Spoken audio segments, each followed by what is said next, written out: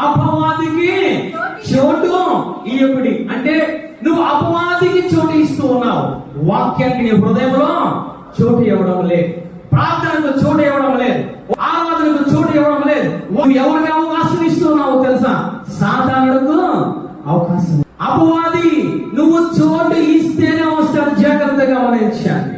అది నీ నోటి ద్వారా అయినా, నీ చూపు ద్వారా అయినా, నీ క్రియల ద్వారా అయినా, నీ ఛాన్సుల ద్వారా అయినా, నీ తలంపుల ద్వారా అయినా వాడికి అవకాశము ఇస్తేనే వాడు వస్తున్నాడు. అందుకే ఆయన అంటూ ఉన్నా, వాటికి చోటు మీరు ఇవ్వకండి.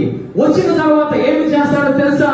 నీలో ఉన్న ఆశీర్వాదాన్ని ఎత్తుకెళ్ళిపోతాడు, నీలో ఉన్న వాక్యాన్ని ఎత్తుకెళ్ళిపోతాడు. కారణం ఏంటో తెలుసా?